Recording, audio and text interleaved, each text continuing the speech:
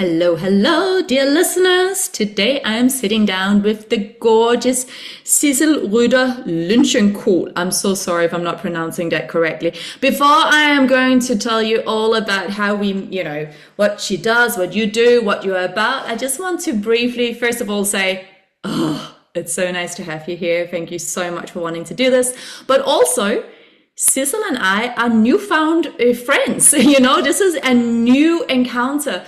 We bumped into each other, recognized each other, touched something within one another only a couple of months ago. And I actually want to begin our podcast with that intro. So I was back home for Christmas in December, and I went up to do a yoga class. And in that class, afterwards, no one really talks at the yoga studio. Everyone is very zen. Everyone is very we don't talk.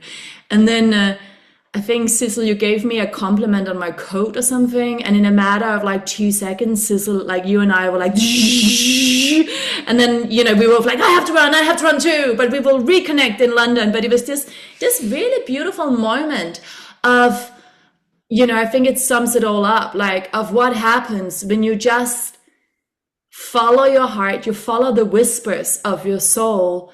Even if rationally, mentally, cognitively, it seems weird and wonderful, but you just go for it, Because had you not given me that, very beautiful compliment on my coat, and then me feeling yes, there she is, you and I would not have realized that none of us lived in Copenhagen. We both lived in London. None of us worked in what you can call, quote unquote, regular job. We're both energy coaches. We're both energy healers. We're both wellness coaches. We have, you're an author and I'm an author. We have so much in common, and we're both Danish. But had you not listened to that thing in your heart and actually just gone ahead and reached out, given me the little olive branch with hey, it's a nice coat, then you and I would not be sitting down here today. So just a massive, already before we start, massive congratulations to you, Sidsel, and thank you so much for being the cycle breaker of breaking societal norms of how you introduce yourself and who you talk to, and not disturbing the zen in a yoga studio or whatever. So I just wanted to already go this is what Sidsel is about. And then reading from your bio, so dear listener, Sidsel is a coach, an energy facilitator, a writer who works with entrepreneurs and founders at the intersection of purpose, pressure, and authentic power.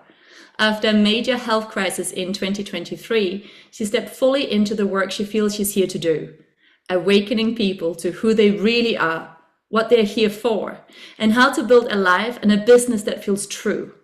Today, she combines energy activation and coaching to help founders clear what is in the way, reconnect with themselves, and live with more clarity, capacity, and self-trust. Her work is for entrepreneurs who have achieved a lot externally, but know they cannot keep building through performance or force or pressure alone. It is grounded, direct, and focused on real change that shows up in how they live, lead, and make decisions. And finally, before stepping fully into this path, Sidsel worked across startups, product, venture, and emerging technology, which gives her a deep understanding of the inner and outer realities of entrepreneurship. Her forthcoming book, The Power of Unwavering Belief, explores what it takes to return to who you really are and build from that place. Welcome to the podcast, Sidsel.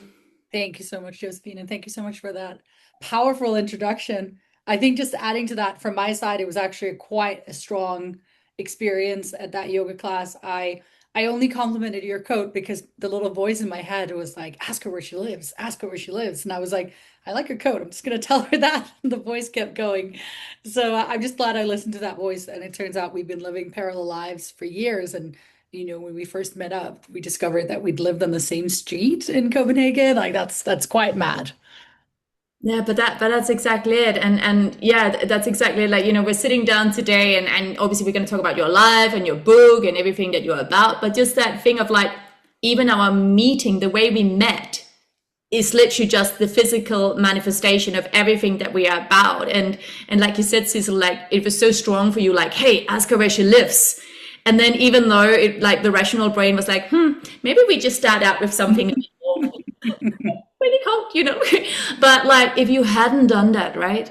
Like, and think about how many people in daily life, we all have these little nudges and we're like, oh, but then we immediately self-negotiate it away. Like, oh, that might be inappropriate. This person might not be in the mood. I could be rejected, whatever it is that goes on in our heads, right? So it's just, yeah, it's really powerful. And I also remember running home to my family after our meeting, Sidsel, and I didn't even remember your name. I was just like, oh, I've been found. I met another.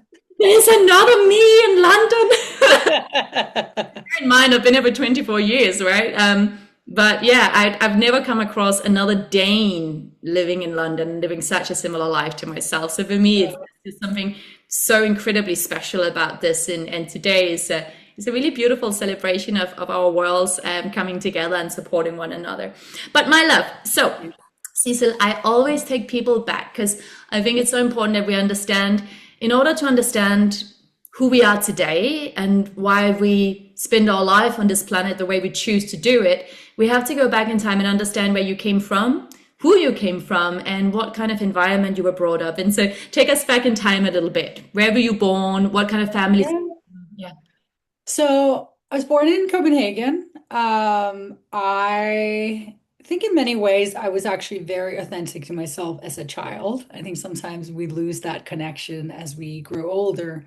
But as a child, I was very dreamy, very ambitious, very determined. I was very clear on like who I wanted to be and what I wanted to do.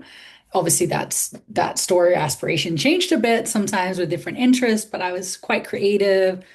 I was really into drawing and architecture and like loved writing stories, telling stories. It's very creative. And then I think at the age of 6, my parents divorced, and I'm a very like sensitive, empathic soul. So for a child like that, that became like I ended up having to like really I probably developed a habit of being quite like overgiving or really like pleasing just to be like the perfect daughter or whatnot, the easy one.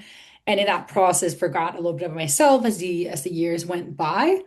But I would say up until, like as a child and also in some of my teenage years, I was like incredibly clear about who I was and what I wanted to do. And in many ways, quite an old soul and very, very grown up in many ways. But I really enjoyed my me time and like projects. I was very into like web development and designing when I was early teenager. My parents were in the gaming industry, so they gave us computers from an early age. So like just had a lot of these hobbies. Started a jewelry design business at age 12 and just was very like entrepreneurial and in all these projects. And yeah, at age 14, my parents took me to the US and I was like, oh my God, I love this place. Like I felt homecoming and I just was obsessed about getting back there. So at age 16, I managed to move there in high school by myself. Oh my God, where Yeah. this? But this is another. I feel like we didn't talk about this when we met. No, I mean, I lived in San Diego when I was Oh, 16. in Yeah. San Diego. Yeah. Yeah. So Um, I little side note. Hello. So when I was 16, that's when I moved not just home, but I moved country, right? So I moved to London at 16 by myself. But yeah. San Diego is where my fiance is from. So he's from West Coast, yeah, The California. synchronicities, of course. Another one. But yeah, I went to San Diego when I was 16 for a year, but obviously like it was like we didn't have Wi-Fi at home, so it was like pre that. And I was away from my family for a year and it was it's a very formative experience and obviously how I, developed my kind of a American like mannerism in so many ways, but it really felt like understood and home there in that culture. I returned to Denmark after to do my schooling because we have a great school system. Everything is free, so you might as well. But I always was like, I want to be in the US. That's my dream. Like that's where I belong. I ended up doing a degree in American Studies after traveling the world. That was kind of like I was like, I'm ready to studied that. Throughout that, I realized like, okay, actually, like I worked a bit in the public sector, and I was like, actually, I hate the public sector. Like things are so slow. It attracts like the worst of like beings, was my experience. Um, and I ended up like taking a bunch of extra subjects, and then I directed myself more towards entrepreneurship and innovation. I went to the US again when I was studying, so San Diego again, and I went to Silicon Valley as part of my master's. And then I somehow funnily enough, I had a bit of a life crisis around that age when you're finishing your master's, and I think I was going for what the safe path was, like told, like, you get a degree, there are certain careers that are just more safe. And I went for the financial services industry. I'd already worked there a bit. I was like into Bitcoin at an early age because I worked for Saxo Bank and I was like presented by it there. So I went to work in the financial service industry in Denmark on like a leadership fast track thing. And from the moment I started, my soul knew that that was the wrong decision for me. Like it was. Oh my God. Because I love all of it. And I'm like, it's like a 10-hour podcast, like a deep dive moment, because there's so many moments where I kind of wanted to pause you and be like, tell us more. This time I do want to pause you because what you said was, okay, so you found yourself, having followed the path that kind of seemed like the safe choice. And here you are in this leadership, fast tracking financial industry role. And then you said the words something along the lines of, my soul cried. How were some of the ways in which you started to notice that? So was that physical experience? Just give the listeners and like Yeah. really I good. think like when I was in it, I didn't see it, right? But like now, I always like struggle with my weight when I was unhappy. So like I would always gain a lot of weight and like be working out all the time. My cortisol was like off the roof. I just was like, I felt like it was like what is it called? Fitting a square peg into a hole. Like it was like I just did not belong. Like I'm quite outspoken. I say it how it is. It was a very Swedish environment where it's like they tell you to state your opinion, but they actually don't want it. And I very quickly like pissed off some people and like it was just very like competitive, get ahead kind of culture. And I just was like I had all these ideas, but things were so slow and they were like never executed at speed. So I found myself, being done with my studies, having my own apartment in my mid-20s, and just like going home from work at 4 p.m. when everyone else was leaving work. And then I was like, I'd already been to the gym and I was like, is this it? So I was into blockchain and I was starting like this startup with like some friends on the side. And I actually ended up like at the time my dream job was in the blockchain industry and I stalked this Deloitte EMEA office in Dublin for I think 9 months till they just hired me and I moved to Ireland, had never been there. Also, I mean, I fucking love that you did that. So, I've done a talk for Deloitte, but Yeah. I love that you just stalked them. Oh, I love you. Tell us. At this time, it was like, I didn't have a developer background. I developed a bit when I was younger, but like crypto was still very nascent. There weren't any like business jobs really, but there was this EMEA blockchain lab and I'd seen their content and I just added everyone from LinkedIn. I started posting articles about crypto. I started going to summer school in Denmark. And then I would just message them like every few weeks and they'd be like, oh, we're busy right now. Get back in 3 weeks. And I would just have reminders. And I think eventually they just hired me because of like the tenacity of like my, wanting to be there. And obviously, like in hindsight, I wouldn't advise that you move anywhere before having visited that country. Like it's a bit of a rogue move. I think I moved within like 3 weeks of like getting the job.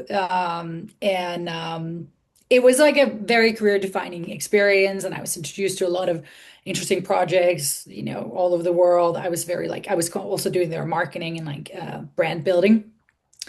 But it was like also a very like ill-fitting environment for me. So was this, you said you moved within 3 weeks. Was that you moved to Dublin or where did they station you? Yeah, yeah, Dublin. yeah. Oh, okay. Moved to Dublin, sight Ah, unseen, very different culture. And yes, like I know we hear this thing about it being such an international hub, but in reality, it's Ireland. It's a small country. But I worked there, it was a career defining moment because I got to work on this like very innovative project with the Lithuanian Central Bank. I was leading that eventually, I don't know, like just got me a lot of like recognition and opened a lot of doors. But I was also deeply unhappy there. And I think it wasn't until I started having panic attacks and just like really, really being physically unwell that I was like, this can't be like that can't be it for me. I think it was completely out of balance, working till like midnight most days, didn't have time to go to the gym, I didn't have a routine outside sitting in this loud office. And at the time, it was like, I probably had some ADHD signs, but I wasn't like diagnosed or anything like that. I was uncomfortable to be there for sure. But I think one day I just realized that I didn't have to be there. I think it was a conversation with my mom, and she was like, you know that you don't have to do this. And I was like, well, you got a point. I think I missed the promotion that they had basically promised me when I went there. And then I was like, okay, I'm not putting up with this. I'm not dedicating my life to a workplace. I quit and I moved to Denmark for I think I was just healing for 7 weeks until I started a new job in London. And that's what brought me to London. But I think that was the first time I started to like really listen to like that call of like this, you can't just do all these things that are right if they're not right for you. Um, and the next job was also in blockchain, and that brought me to London. It was definitely more aligned and it was more me, but it was always a gradual process. So I moved to London in 2019. And when people ask again, why did you move to London? The truth was I really wanted to move to the US and I just couldn't wait for a visa. So then I found myself in London. The pandemic started. I was already working remotely in 19. I managed like first like a project team of developers and then later like product for this blockchain startup that also had their challenges. And funnily enough, I think it was in 2022, I went on a date with a guy and we met up on an island off the coast of the UK. I'd met him before in Jersey Island. It's like a tax haven. And it turned out that we're not compatible, but just watching this man who was like a multi-company entrepreneur, I was like, I can do that too. And that actually became the beginning of me leaving that world and just like working for other people. I joined an accelerator called Entrepreneur First, and I have then had various forms of self-employment, own company over the years. In 2023, I was doing still crypto work, but for myself, and I actually hit my head and I went blind on my right eye from like a retinal detachment. It's quite a scary experience. I was told that we might need to amputate your eye. I was freaking out. My eye was saved through a massive surgery, and for the first time in my life, I had this experience of being outside myself, watching this happen, the actual surgery. And that was actually just like the minor thing. But what happened after was I developed something called cluster headaches or suicide headaches. It's called suicide headaches for that reason. It's incredibly painful. And there's no real cure. That was a like really, really low point in my life. I was like, even before then, I knew that I was ignoring the signals of my body. I was kind of like just not content. But I was really sick, and I ended up treating myself with magic mushrooms because there's no cure. But I found some like sub corners of the internet where people wrote about this, and that really became the beginning of this like next phase of my life, where I would say where I really listened to my soul and kind of got a shot at doing life over again and like really listening to what was true for me. Oh my God, I love all of this, and also just reaching out, extending out my arms through the screen and giving you a big hug. And thank you so much for sharing everything so incredibly honestly. It takes so much courage and so much strength and knowing oneself so much that we no longer want to run away from what we experienced or try and hide what we experienced. And I think this thing of what you said, listening to my soul, and I think for listeners out there, listening to the soul is not, Sidsel, you're not talking about something that's outside of yourself. No. To your soul means listening to your body, listening to a sound, a voice, a feeling. It's a sensory experience. It comes from inside yourself. And this is something that I think I'm super passionate about, because very often when we talk about anything to do with spirituality or the word soul or the universe or anything, we can be like, oh, it's outside myself. And it's, Yeah. this far, it's this sort of like almost parental energy where we're giving our power away constantly to something else, someone else that's going to come and make it a better day, right? Or give us permission. And so this thing that you keep saying, like, my soul was crying or I wasn't listening, and this thing of actually, and you also talk about in terms of physicality, you're like, well, when you keep saying this sentence of like, this can't be it, that's a physical experience. And so I just think it's such an important thing when just because when people are listening, like you have such a rich, juicy life story, and you're still so super young, Sidsel. You've lived so many lives in one. And so it's like, I just wanted to pause for a moment and go that thing where you're like, I finally start listening, just to bring the listeners in and just go, listening can be something as simple as you notice your digestive system is working again. You know, like listening can be something as simple as, ah, I don't feel drained after XYZ, or actually I come home in the end of the day and I actually feel pretty good. I don't feel like I have to like pull myself out of bed in the morning, or, oh, I no longer am in touch with certain people. That can also be listening to one's soul, right? Anyway. And what are we doing to escape ourselves? I think for me, so I've been sober for 3 years, and I was never an alcoholic in any way of any stretch of measure, but alcohol was for me a way to like pacify that discontent. It was just like that numbing thing. I never drank alone, but it was like going out once a week to just like kind of forget that I wasn't like fully content. That was kind of how I used alcohol. But I think there's actually a chapter before then that's quite important or interesting. It was in 2017 when I was working in the financial sector in Denmark. I still to this day do not understand, but I got home from work one day quite early, didn't have any plans, and a book had arrived in the mail. And I did not order this book. And to this day, no one has admitted they ordered it. I don't know. My soul ordered it, but it was a book called The Why Cafe. And it's like a short story about a guy who was like burned out, goes driving to just get some time off, and he takes the wrong turn. He ends up at this cafe that's really strange. And they ask him, like, why are you here? Are you afraid of dying? Like, which at that time reading it was incredibly triggering. I was like, I don't know why I'm here. I don't know if I'm, yes, I'm afraid of dying, meaning I'm not really living in my purpose, maybe. And it was so triggering to me. I've met a few people that were like, what's your purpose at this time? I was like, I don't know. Like, if someone asked me that, I'd be incredibly irritated. I'm like, this is just a stupid question. But clearly it was because I just couldn't answer it, right? But that book became the beginning of me really thinking deeply and hard about that. And the funny thing, I found what I wrote in 2017, and it's very much where I am now. But sometimes we don't go there. We go back. We have to take the learning again. We have to fail again in order for us to return to it. But it was something along the lines that I'm really tired of so many people kind of living in the sleep state, and they're not waking up, they're not having like joy, they're not living that like the highest version of their lives. And I want to change that. And I had been a swim coach when I was younger, so I used swimming as an analogy. I want to teach people how to swim with the waves of life. But obviously now there's a new like variety of how I see that as my purpose. But that became like a pivotal moment for me. And when I started to really search for that purpose, because I knew there's got to be something, there's got to be it for me.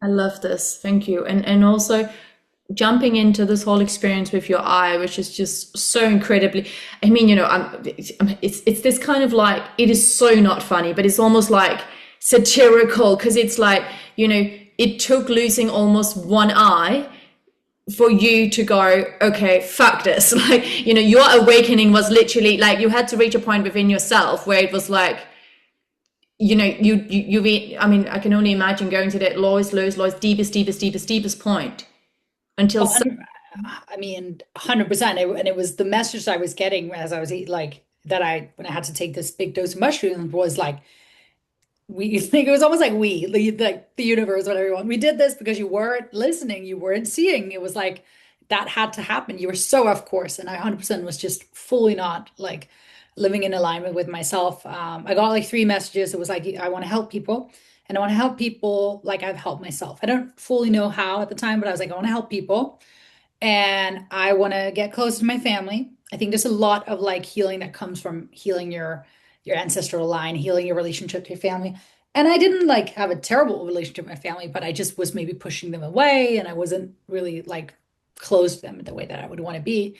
And then the third is I want to love myself. Like I want to love my body, and I want to feel good in myself. It was this weird feeling of just discontent and like just not feeling 100% loving of myself.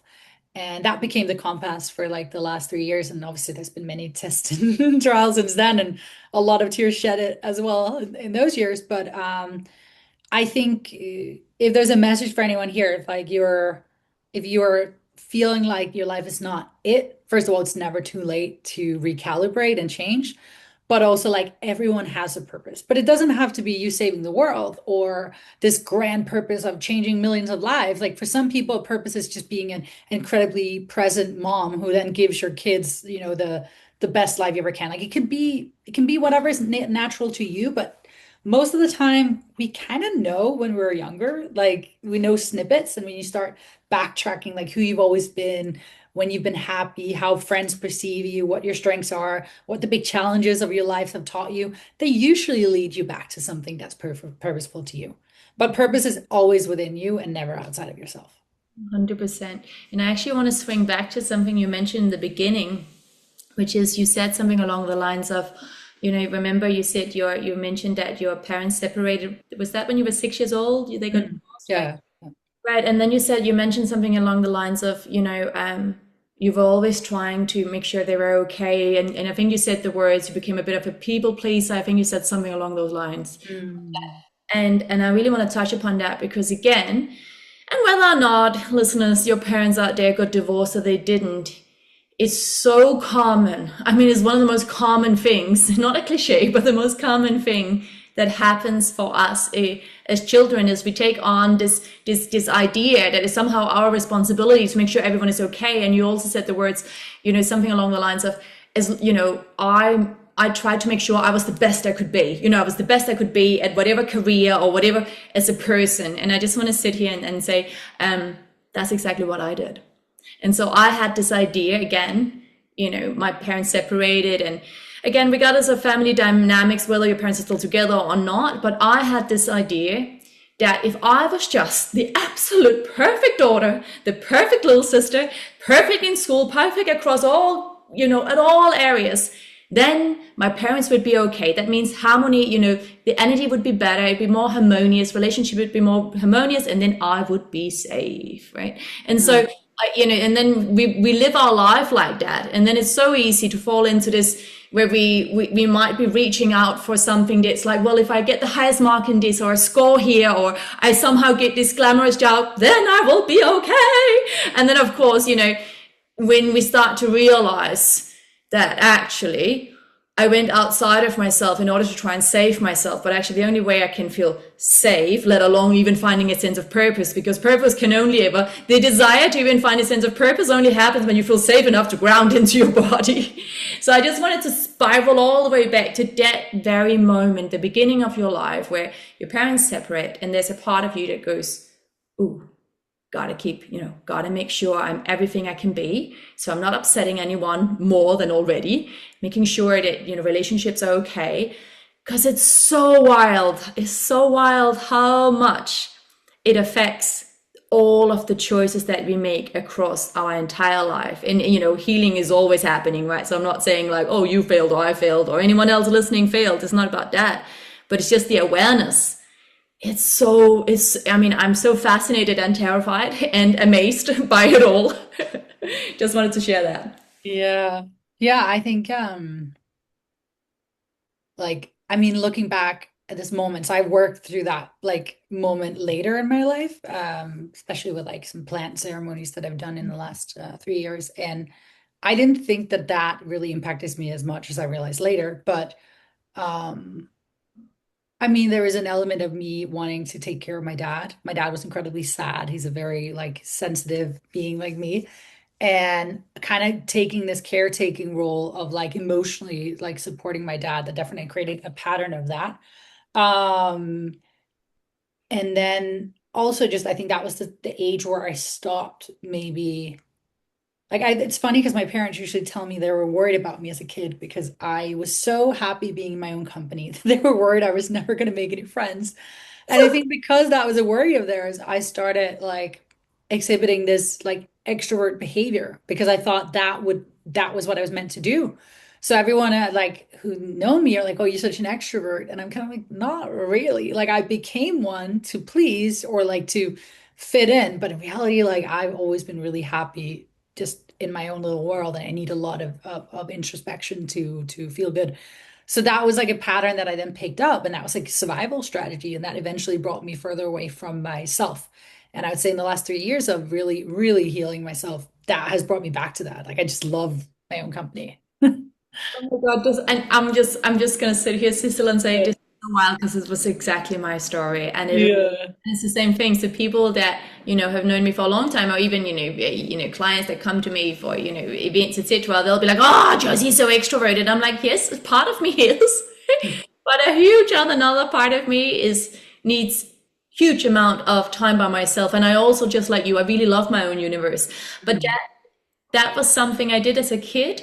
And then I didn't really not only allow myself, but I also feared it. I had been kind of like, I'd created some kind of pathway within my own brain that was like, oh, it's kind of scary if I'm just me, because then I feel all this stuff and there's so much to feel and I don't know how to express it. And so it's only within the last, I don't know, the last 7, 8 years that I've started to really like, I mean, daily, like retreat inside and spend a huge amount of time by myself, but that like consciously going, I am choosing this. It's not just happening to me, or, Mm. like waiting for myself to get, sick before I finally go, oh, actually, I just need some time by myself. Anyway, back to you. I, I just wanted to yeah, share. no, I think also the people pleasing there, what I see now is that it's such a behavior of essentially seeking self-worth outside of yourself. And for me, it was actually something that I've now noticed was like spanning many generations back. Like I had great grandparents when I was a kid, but every generation that I can remember, on both mom's and dad's side, they had this behavior of like only feeling worthy through what you could do for others or contribute to others, or like, so that creates that spiral. And then you grow up, you see your parents doing that, you see your grandparents doing that, and like you derive your entire sense of self-worth from being useful and being and doing for others, not just existing. And I think that's something that I really had to work on, just like that I am worthy of love just by existing and breathing. I don't need to do something to deserve to be loved. And that's a huge thing. And if you don't learn that, you're loving from an empty place, and you tend to overgive. And when you're giving from an empty cup instead of giving from overflow, that creates a whole sort of issues. But it was very beautiful when I noticed that that was like actually just generations of patterning. Yeah. I Um, know. yeah. Well, thank you for sharing that as well. Let's jump into a little bit around, because what I love is this thing. So this thing happened with your eye, and Mm, you're told the fucking worst thing. No one ever wants to hear that. Oh, we might not be able to save it. Like, mm. worst thing ever. So you hear those words, and I don't know if you remember how long, maybe time is all kind of merged together, but from that moment that you heard that to you going, this can't be it. I'm gonna fucking research this shit out of life and I'll figure something out. And then this little thing of the mushrooms, and yeah, just talk us through that a little. Yeah, I think there's like phases to it. But like the first element was like when I hit my head, I was feeling off. And I was feeling off, and I kept going to different doctors. I went to the ER, and they were like, no, you're fine. And I was like, but I feel off. And like I just at some point, I think it was 8 days in, I was like, something is wrong. I was visiting my grandpa in his 80s, and I was more tired than him. And I was like, something is wrong. I need a nap all the time. I'm like wearing sunglasses inside. Like, what's happening? But then when it finally was like, no, something is off, then this was already 8 days like progress. So it was quite bad at that time, right? And I was trying to get a surgery, and they kept pushing it out for like more critical things and whatnot. So there was an element of me just waiting for this date that kept moving. And then I had to really like stand my ground in order to actually like get that surgery. But in that moment, I was definitely in a victim state. Like I was definitely feeling sorry for myself. I had a friend, very successful, awesome, badass entrepreneur. She came and stayed with me for a night when I was waiting to go to the hospital. She's very good at negotiating and talking to doctors. And when I came back and they were like, yeah, we might not save it, she was like, you get it together. This is not the Sizzle I know. Like you find solutions. And that was the fire that I needed at the time. I ended up, you know, calling different doctors, getting different like opinions and whatever. That ended up getting me that surgery. So that was like the practicalities of it. This like I handled that pretty strong. I was like, okay, I'm gonna get the most out of it. There was a lot of recovery, just spending a long time in a dark room. That was really the first time I really got into, I guess, meditation, because that was what it was. But I quite quickly after the surgery kind of developed this concept around everything that's happening to me is happening for me. I don't know where it came from, but it was just like very clear to me. I was like, it's happening for me, it's happening for me. Like, turn this into the best thing that ever happened for you. And I've used that ever since. Sometimes I meet people that have heard my story or hear about it, and they're like, I'm so sorry that happened to you. And I'm like, no, don't be. It is the single best thing that ever happened for me. and it really happened for me. I feel like I've accelerated like in the last 3 years, I have matured and experienced and grown more than I did in like maybe the decade before then, even 2 decades. So I'm forever grateful. But that was kind of that feeling. And then as I was going through the medical system of getting this diagnosis for the headaches, because that was the next phase, I thought I was healing with my eye and everything was good. Tests were fine, but I was like, I'm in so much pain. I am just, I cannot explain how much pain I'm in. And then, but luckily or unluckily, my dad was diagnosed with this when I was a kid. So I'd seen my dad have this and I had the same symptoms. So I was quite quickly able to kind of point the doctors in the right direction and be like, this is what I have. They diagnosed me quite fast, but like it was probably just, I don't know, like 10 days of this before they diagnosed me. Normally people go, I think 3 years without getting diagnosed. Um, so there's fast, but then what? They diagnose you and we're like, you might need to change your entire life. I was like, I travel a lot. They're like, well, not anymore. I was chained to bed with a big oxygen tank at home, like a dark mask and like ice pack. And I was like, I had these syringes I had to put into my leg when I got an episode. And I had a fridge full of Red Bull. Red Bull is one of the only things that like makes you feel better, sugar Red Bull. Um, and I'd seen my dad with this growing up, and like now I just know how incredibly resilient he was having young kids and a career and having this happen to him. But I was like, I'm not gonna wait this long. I was put on like beta blockers to like lower my heart rate and stabilize it, and I could not get out of bed. I was so unwell. And my dad was like, give it patience. Like it took me a few years to like find the right doses of medication. And I was like, I am incredible. Like I can be incredibly impatient. And I was like, I don't have a few years because I don't want to live like this. So yeah, that led me to all these internet threads. And I would say a lot of people are like, wow, that's so brave of you that you did mushrooms like crazy. And did you go to a center where they distributed it? And I was like, no, could not travel. I had a gas bubble in my eye. Like I was like, it was survival. It was not an act of bravery. And luckily, I had dabbled into psychedelics in the months leading up to that. I was dating someone. We had done a little bit of microdosing together, and I had kind of like opened up something. So I was like, well, it can't be that scary. Like it's that or feeling this in that this much pain. So I managed to get these these drugs on the black market. I shouldn't be saying that here, but I wouldn't even call it drugs. I think that's a massive misunderstanding. The medicine, this natural medicine. And I did that with my partner at the time. My parents are really against it. They're like, well, listen to do what the doctors tell you. Like, and I was like, no, like this is not right. So I got this and self-distributed it at home. He was in the other room. And instantly that was just that feeling of like oneness. And like it was like, this happened for you. Everything's gonna be fine. It was like there was just all the plants and the animals of the world were just like there. And it was this unity. And I was like, full circle. It was incredibly powerful. And actually, from that first dose, I only had like a shadow headache after, like a little bit of like pain, and then two more doses that completely removed it. But like from that day that I had the plant medicine, the excruciating pain went away.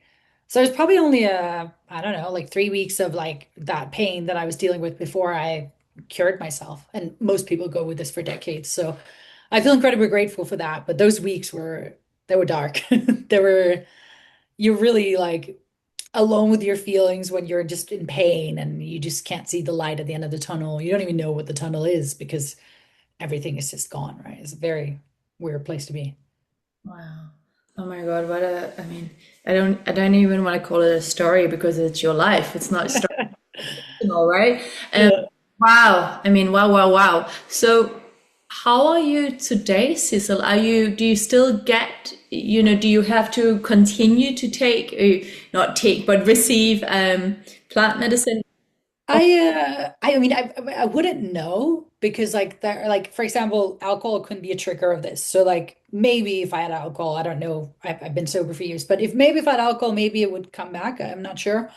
But the way I really intuitively see it and feel it is that what happened then when I took the medicine was a rewiring of my brain. I literally saw all the neural pathways in my brain light up in different colors, and I felt how the blood was moving in a different way. And it is a neurological disease. They can't really explain it. It's something about that, like the pathways, right? So I personally feel like it just rewired my brain permanently. I don't need to take anything, but since then I've developed a tremendous respect for plants. I work with them sometimes, and it's also helped other people. I've had the beautiful pleasure of healing other family members with this medicine. But I'm absolutely, I've never been better. The last 3 years have been an unraveling of like the true me, getting back to who I really was, finding that. And in the last 2 years, it's really been about like being of service to and helping others, which has been incredibly powerful.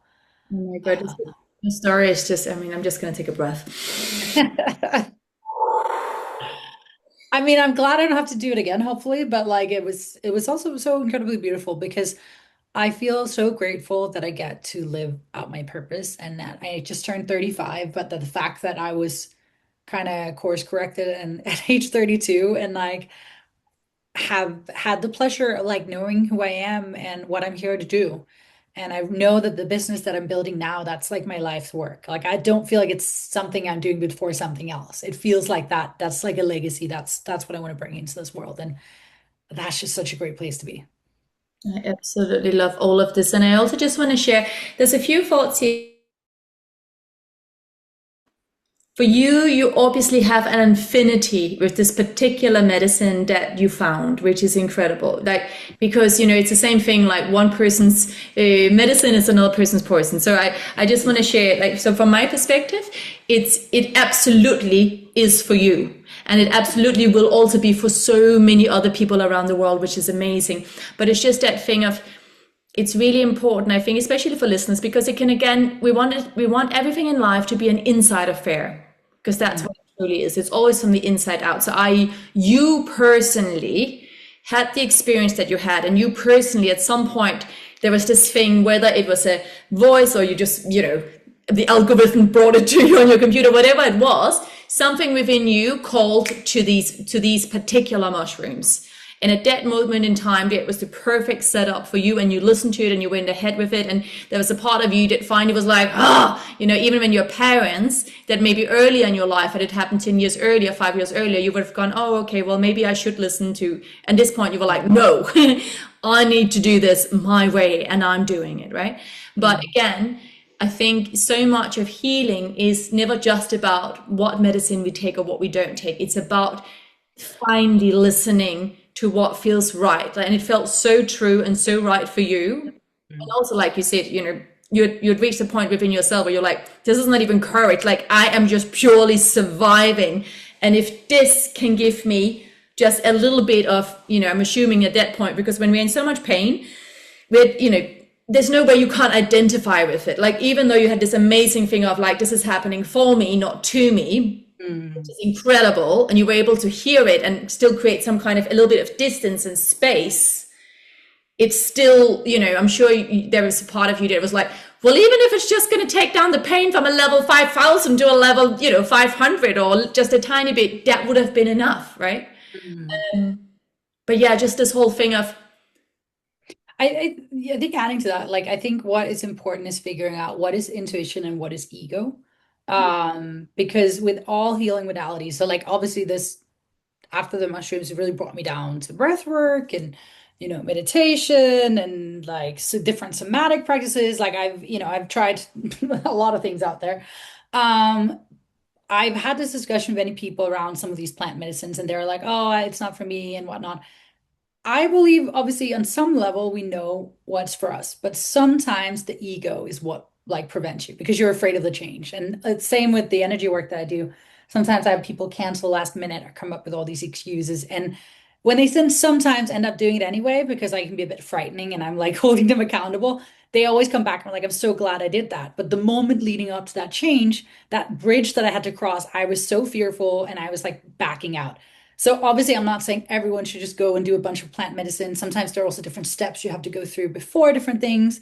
There's an order to everything, and there are certain things that won't work for certain people. However, massive growth requires that you're uncomfortable sometimes. Like it's like you're stretching yourself, and then you're like soothing yourself. You're stretching yourself, and that stretch, it's not comfortable for anyone. Like it's got to be uncomfortable, otherwise you're not stretching yourself. So yeah, just a little that's my opinion at least. I think I personally see myself as a bit of a human guinea pig. Like I'm more brave than some, but I think I've always been that way. And I did like competitive sports. I did like swimming growing up. I know you did competitive sports too. And I think when you do that, you realize like the only way to become extraordinary at anything is that if you're actually like pushed out in that zone where it's like you're just like getting by, like because it's so difficult or so challenging. But that's also where you build tremendous like pride for yourself once you integrate those lessons and grow from it, right? No, I love that. I think it's a really good point. So it's this thing of, is this fear, this resistance that I am experiencing, is Mm. it coming from a space of ego wanting to try and keep me safe? Mm. It may not be comfortable, but at least safe because it's known. Is it coming from that space? Is that what's stopping me? Or is it Mm. actually my soul saying, soul, body, intuition, whatever we want to call it, is it that part, my true self, the truth, my highest seat, my true self, is it coming from that space? And I think, and that's always a, an interesting one for all of us to uncover and discover for ourselves, right? For me personally, it's always this thing of, I mean, of course, I have resistance to change, and but what I notice is when I notice resistance, and it could be fear, absolutely, Mm. lots of worried thoughts, all of that. It could be that thing of like what I always go, if it's from my higher self, that's really like, Josie, this is not for you. Maybe later on, but this is not for you Mm. right now. If it doesn't feel aligned, if it feels out of alignment, then it's not an anxious, and the thoughts are not super racing and fearful. It's much more, it's a calmer, it's a bit more like my body doesn't feel good even thinking about it. That's Mm. personally for me. When it's my ego is like, there's lots of fearful thoughts, and it's a lot more, there's this, like, you can see me, if you're YouTubing this later, listeners, I'm doing all these weird movements with my hands. It feels like this like nervous energy. For me, that's normally my ego talking. That's my ego going like, oh, this is what we know to be true. Let's do it over here. But for my own self, that's kind of how I know.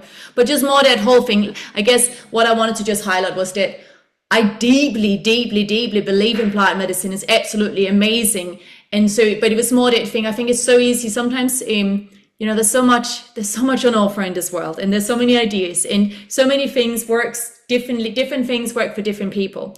And what I really want to just highlight is that thing, like you were talking about intuition. If your body knows this feels like alignment, this feels like home, this feels like truth, Mm. whatever that information comes in, that's for you. So just so that you're not sitting here going, hey, if you get an eye thing, go out there and research your own. But I will say the particularly the cluster headaches, they're actually they've done studies in Denmark now on using like mushrooms for that. So they're actually like that's becoming a new protocol, which is so awesome. But I agree, and I also think there's two things to it. There's also like there's the timing. There's different time for different things. Sometimes your nervous system is not ready for something that's that like reconstructive yet. Maybe you start with breath work. Maybe that's your gateway drug, and then then it's Reiki, and then it's whatever it is. Like depending on what you're working through, and also depending on how, I guess, not ambitious, but like how fast you want change to happen. Like I have a big appetite for stretching myself, right? And then I think the third thing is sometimes it's also the practitioner or the setting. Like I've had like that bodily experience. For me, it's a gut thing. Like I feel things in my lower belly when they're like off. And I've had strong reactions to practitioners, a couple of women in my life that were just they just felt off. And then later I saw, okay, they actually were not really trustworthy or doing a bit of sketchy things. So there's many different things to it. I would never force anyone to do my work or whatever, but I will say if you're feeling called to something but also have fear, that's normal. But you will have something that calls you, whether it's, you constantly see things on your feed or you constantly meet people that have done something or you like have that interest before it happens. That's signs. Trust that, right? 100%. Love that. And it's the same thing. So if you're sitting here listening to this conversation right now, and if something within you is going, not only do I want to know more about Sidsel, but actually like mushroom has been coming up in my dreams. I've been like, or even just the word or your story, something is talking to you, please go ahead and do it. It was more that thing of like, so often people, I just think we're sold so many things in this lifetime, and it's so easy to be like, or, because it could have been a Western medicine, right? It could have been like, oh, I took these pills and now I'm good. It's like, no, no, no.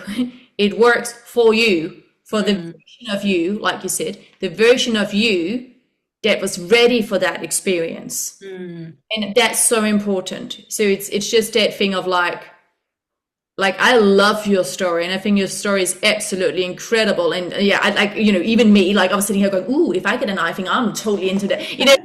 Like, Well, it's the headache. It's not the eye that you cure with it. But yeah. right? But it's more that thing of, and especially because there's been, we don't. The podcast is not going to be all about plant medicine, but I just want to share like briefly that a few years ago, and it's still there. So many people come to me and they're like, "Huh, Josie, so tell me all about plant medicine," and I'm all, sharing, etc. But don't do something because it's a buzzword. Don't do it because it worked for someone else. Like really, it's not something to be handled lightly. Like you are such an amazing, example of someone that intuitively, instinctively, like your whole body was like, and yes, maybe it took you in order to be the version of you that could receive it and that was ready for it. You had to go to that, I'm going to call it one of the deepest places within yourself, right? But I also think there's a difference between whether you're pushed into something or like driven towards it. Like if you have that inflection point, right? For me, it was like when people are like, that's so brave. I'm like, I don't think you understand the alternative. Like I was That's plotting my death. Like, and that's how bad I was. So when you're in that place, like trying out a plant medicine is like nothing. That's just like maybe it will help, maybe it won't, right? that Whereas if you're just someone who's like actually just there's like a little bit of an urge, maybe this is not the right job that I have, or maybe my partner is not who I'm meant to marry. Like maybe you can go slower, and maybe it's breath work, or maybe it's yoga, and maybe it's going on a pilgrimage somewhere, or going to therapy, like whatever it is, right? Like no one size fits all.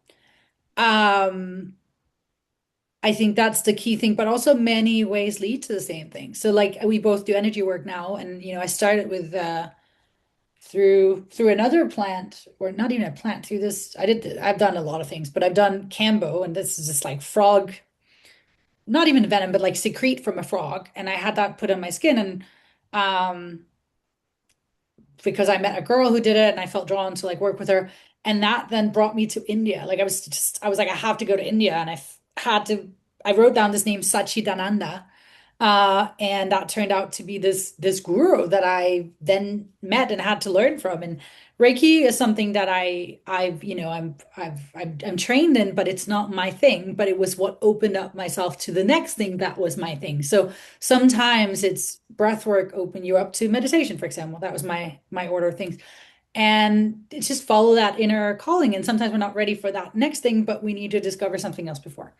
So I discovered Reiki, and Reiki opened me up my more like intuition, my psychic abilities. And then that led me to energy activations, which you can call them Kundalini activations. I kind of refer from, like, I don't really use the word Kundalini. It can scare off a lot of people, but energy activations. And that's mostly what I work with now, because they can bring about some of the same states as these plants, but you don't need to take any drugs. It's a completely just energetic transmission. And I find that's a lot more palatable to a lot of people because, they can just, open their eyes and leave if it's not for them. But no, nobody does. But we don't need drugs to access these states. We could do it completely natural. As you and I think we had this conversation, but like I don't drink. I can feel drunk around drunk people because it's just the state. It's just the frequency. And when you master that, that is just this whole beautiful place that you get to experience life in a different way. But I would not have been able to do that back in the day because my ego was in the way, my like logical way of thinking, my disconnect from my body and my intuition. So sometimes we need like some harsh medicine to get through to that person within us. Other people are much more connected to themselves and their body. I was just very far away from my true nature. amazing. No, absolutely. Thank you so much, Sidsel, for sharing all of this. Wow. Let's take us into tell us a little bit about your book. Mm. Yeah, so my book, it's funny. It's about also these stages of the awakening. So I think after the I thing happened, a lot of people are like, oh, you should write a book. And I actually always wanted to write a book. If you asked me what I wanted to do as a kid, I was like, oh, I want to be a writer or a journalist. And then I didn't study journalism because I was worried about job opportunities as a journalist. And I also don't think that would have been for me, but I've always loved writing stories and whatnot. Words are really my way of expressing myself. And as I was going through this healing journey, I after the eye thing, I came back to London by train because I couldn't fly, and I just felt so misplaced in the city because I was like my entire life before had been going out. It'd been very fast paced. It's been traveling to crypto events. I was living very in my masculine. And I just was like that. I'm no longer her. Like that version of me died. I feel completely different. And most people, I hadn't seen months were just like, you're the same person. And I'm like, I'm really not. So I left for 3 months to give myself the space to develop myself and connect to who I was. So I went to Lisbon. I just felt like it was the right place. There was a very like feminine energy there. And I lived a very quiet life. I got into breath work. I got into meditation. I was journaling, really working through some of the stuff that this thing brought up. Um, and where was I going with this? What was the question? You're The amazing. book, yeah. I started writing, I started journaling this, and then I actually like when I started meditating, I felt a calling to go to Bali. And I was like, this is ridiculous. I'm now studying neurolinguistic programming, trying to become a coach. I moved to Lisbon and I want to go to Bali. Like I was like, it was such a stereotypical experience to me that I was so embarrassed about it. So I actually didn't listen to that voice. I was like, I'm not going to do that. I'm going to go to the Philippines because I've never been. So I went to the Philippines and I was writing. I created a WhatsApp group. I call it Think, Pray, Love. And so not Eat, Pray, Love, but Think, Pray, Love. When I was just sharing about my healing journey and my life reflections, and my friends were loving it. I think it grew from like now it's probably like 100 people in that WhatsApp group that I've used for this. But in the Philippines, I got incredibly unwell. I just was like my throat locked up. I couldn't move my head, and I was in so much pain. Like my entire neck was locked up. And it was actually on this very witchy island that's known for black magic and like healing. So I don't know. I got back to meditating there, and I realized that I had to go to Bali. And the moment I decided to go to Bali, all my symptoms went away. So that was again my intuition like guiding me. And I think the reason I didn't want to go to Bali was because I knew I was going to meet a man. And I was like, I'm not ready for that. I don't want to do that. And just, no. I went to Bali, and funnily enough, I did meet a man, but it was my little brother who I'd been estranged from for over a year. And we met up and we talked about the past and like reconciled things. So it was so beautiful. But it really like my soul knew that there was something big happening in Bali, and I was avoiding it. Again, not avoiding it because it wasn't right for me, but avoiding me out of fear and ego. And in Bali I can continue writing, and I kept that writing going in that group for quite a long time. I renamed that when I met my before I met my guru to Satchitananda, which was so random because that was his name before I met him, but I renamed it and kept writing. And then in at the end of last year, I went to a Vipassana silent retreat, and I ended up leaving early, but I left because I realized that I just had to go and write my book, and that was the best use of my time. I didn't need this healing or punishment of being there.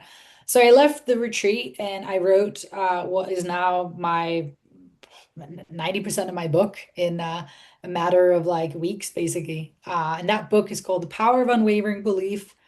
It started as personal experiences, and now it's probably more of like a guide to how to work with the laws of the universe and how reality actually works, and how you can not bend it in your favor, but how you can live in accordance with the laws of the universe and then have this beautiful life. And it's all based on the belief that in order to live like this, you have to understand, you have to have unwavering belief that you can change things through your actions and your beliefs and your feelings and your emotions, so that you're a creator of this reality. So yeah, I want to get it published, but the book is actually ready and I'm just in that process right now.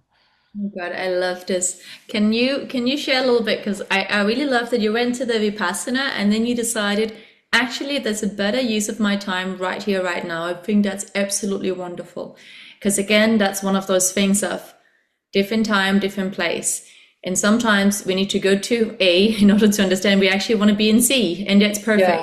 There is, because again, this is also one of these practices that I talked about a lot, where some people are like, oh, this is the best thing ever. You're going to realize X, Y, Z. And then other people, that's not for them and all of it. And for me, there is zero judgment. There's only how wonderful that you listen to yourself. And what a great example to everyone else out there going, sometimes we get to a thing only to realize actually we want a different thing. And that's perfect. So just share with us a little bit about that, Sidsel. Yeah, I think there's like a few layers to it. So I think to kind of explain why I was there, at the end of 2024, I went through a soul-wrenching breakup. And like probably, you have your first love, but this was like the love that really broke me and like had me question everything about myself. And as anyone who's gone through a big breakup knows, you start questioning your own self-worth, and it's really like rebuilding yourself after that. And so 2025 was really a year of a lot of like healing and a lot of unraveling. And that's when I discovered these different energy modalities and took my business in a different direction. And the Vipassana was something that I wanted to do for a while. And at the end of 2025, I was going through a bit of like an identity death. Like I felt like I was like an in-between stage, like something as me of me had disappeared, had gone away, but the new me hadn't yet arrived yet. So I ended up going to this Vipassana shortly after we met.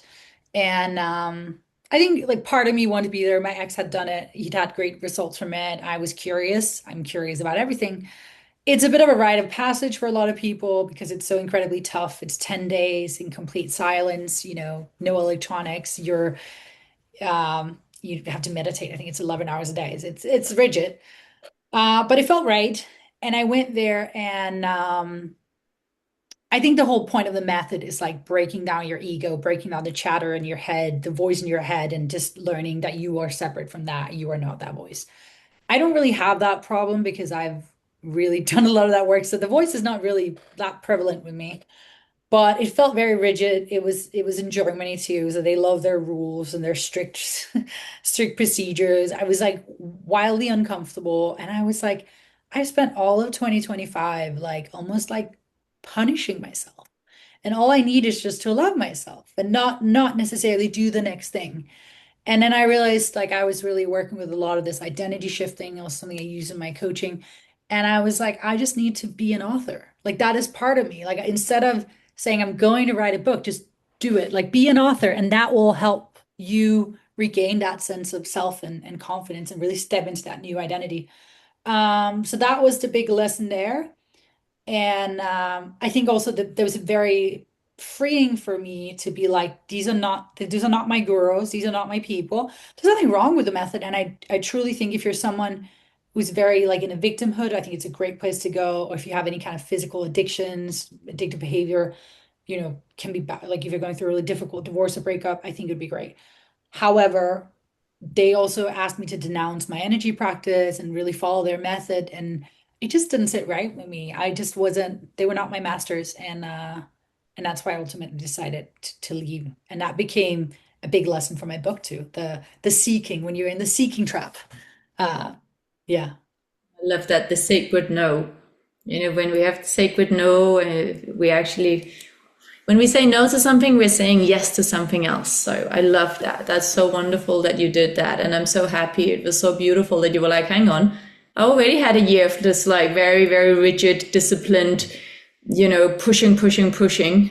Yeah, that's really wild and very beautiful. I remember when I happened to find myself in an ayahuasca ceremony that I had not, I had signed up for on some level, but I didn't know, I wasn't told it was ayahuasca. It was very interesting because I was like, it was actually really interesting, Sidsel, because just a side note, before I tell you the story, are you okay on time? Because I know we're going over. Yeah, no problem.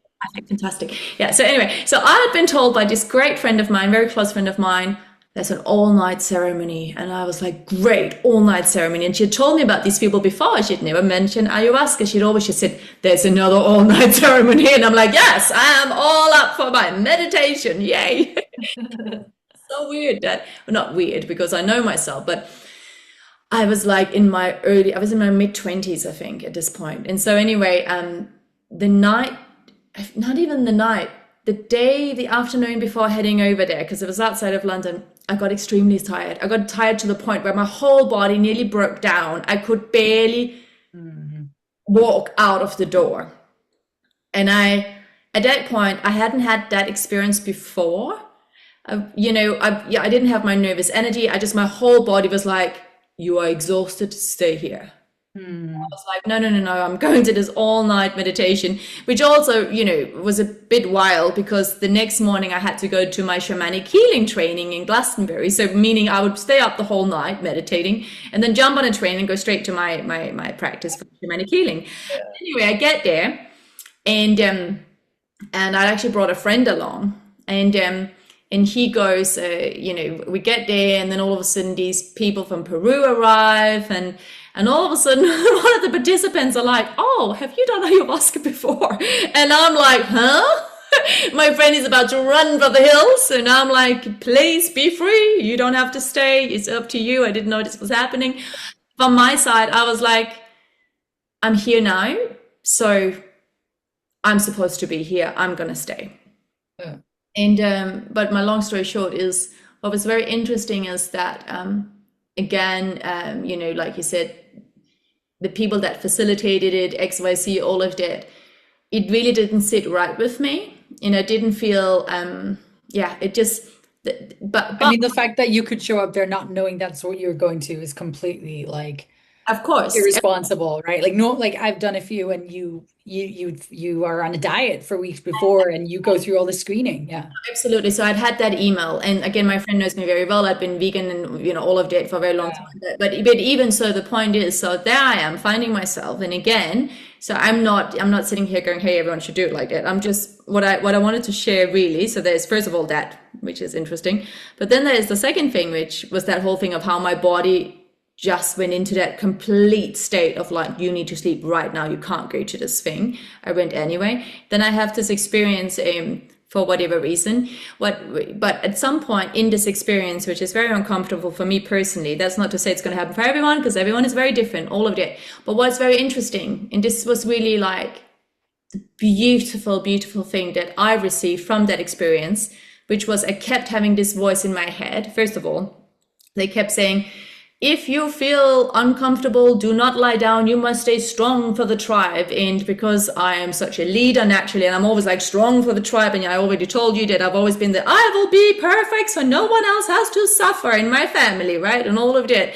And then here I sat up and I was sitting up for the whole thing and people started fading left, right, and center. And I was like, I must stay strong. And all of a sudden I was like, I can't stay strong. I actually have to lie down. So I'm lying down. Again, I'm in this severe, weird and wonderful, more pain than I've ever felt before. But at some point in my head, I keep going. I'm like, if I survive this, I'm going to make it my whole life's purpose to find a kinder way. Because up until this moment in my life, I'd always been, no pain, no gain, the stronger, the better. Like I'd been so extreme in so many ways. And this time, and always that thing of like, don't show how you're really feeling, be strong for everyone else, all of that. And here I couldn't do any of that. And here, like finally, like then it was that whole thing of, because it was at the back of my mind, I was like, I'm supposed to go to the shamanic healing training. We're not allowed to do drugs. Like I had this all, like any kind of medicine with anyone else. I had this thing. And again, because I was so sick, I was like, that just went into all of this. And so this whole thing, like finally just those words, that thing of, if I manage to survive this, there's got to be a kinder way, and I'm going to be the advocate for the kinder way. So, but I would argue that so the medicine is so intelligent, right? So, but the reason you had that experience was because that was what you needed to learn, and that's what I definitely said. So I'm not here saying don't do it. I'm just sharing. I shared a bit of background, but to get to exactly the same point, which is I got the medicine that I needed, and. But what I really wanted to tell you without the whole long story was just the whole point was I got the message of there's got to be a kinder way. If I survive, there's got to be a kinder way. The same way that, through different modalities, like you surround yourself in Vipassana and you're like, hey, but even ayahuasca can be very kind. That's what I mean. I've had experiences with it that was so kind. So it depends on like. No, of course. I'm sorry if you're receiving the message that ayahuasca, is this or that. I'm not saying that at all. No. It just happened to be this was ayahuasca. It could have been anything else. But it was just that thing of I reached the same conclusion as you did, which was gotta be a kinder way. That doesn't mean the same way Vipassana is for a lot of people, the same way ayahuasca is for a lot of people, the same way maybe one day it will be, I will have the most amazing, beautiful experience, right? And so I'm not saying anything about that, the method. All I'm saying is coming to the same conclusion, which is there's gotta be a kinder way, or maybe, like here you were like, actually, this is not for me right now. I'm gonna go and do this other thing. So I mean, yeah, but I guess similar to the Vipassana, it's like it worked because it brought me to that conclusion that I shouldn't be there, right? So it's like that's the irony of it. Even if sometimes I hear people say, "Aren't you afraid you're gonna have a bad experience?" I'm like, "What is a bad experience? Like, what is that?" Like, because of like, yeah, like sometimes things are not comfortable, but that doesn't make them bad. Like we need the polarity of life to feel, joy and happiness and pleasure. We need to feel the opposite, and it's through that we experience life. So sometimes the best lessons comes in the most like unconventional ways. and there's always learning, absolutely. Yeah. But again, you don't need any medicine to do any of these things. Everything can be accessed just by the power of you. You don't need any tools or medicine or external things at all. However, because of the density of how we live and our diets and technology and how disconnected we are from ourselves, a lot of people need a bit of help to kind of understand or have a taste of something that they can then use as their compass moving forward. But again, you don't need anything. You can just dedicate yourself to some kind of practice that brings you into yourself. So Sidsel, I think this is a good point to take us into your amazing soul message. So just again, a little recap for listeners out there. In every episode, I always ask these most beautiful people that we have here with us, with the wisdom that you sit in today, going all the way back to little Sidsel that was born and lived in Tordenskjoldsgade in Copenhagen, throughout all the places you've traveled to, every time you said yes, every time you said no, even that, your most intense experiences in life, your most beautiful, heart-opening, heart-awakening, heart-soothing experiences in life. If you had just one or two soul messages for humanity, what would they be, Sidsel?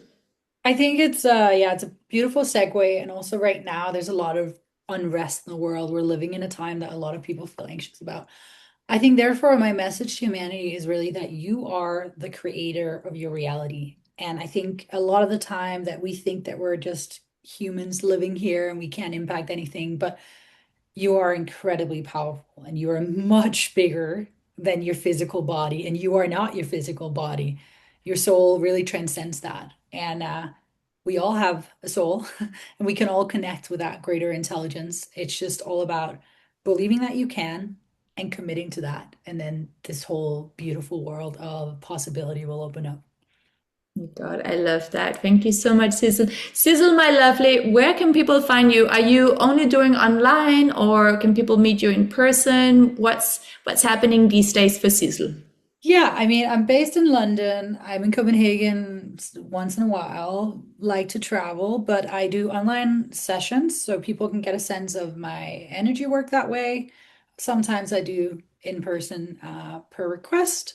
And I run a program called Align and Elevate, and it's all about a 30-day reset where you really connect to your soul's purpose, your true essence, your values, and help kind of redirect your life based on that. So you can actually, I would argue, maybe it's a bit arrogant of me, but in those 30 days, you can get a lot closer to rediscovering your purpose, even if you have no idea what it is when you begin. So yeah, I've always encouraged people to reach out on any of my like social media platforms. I'm very friendly, and I'm just so grateful to be here today. I'm so grateful that my inner compass guided me to you. Thank you. You're so welcome, Sidsel. Thank you so much for listening. And honestly, dear listeners out there, let this be an amazing reminder that anything can happen if you're brave enough to step forward and follow your inner calling. So sending so much love to you all. And Sidsel, stay on the line. Thank you, thank you, thank you.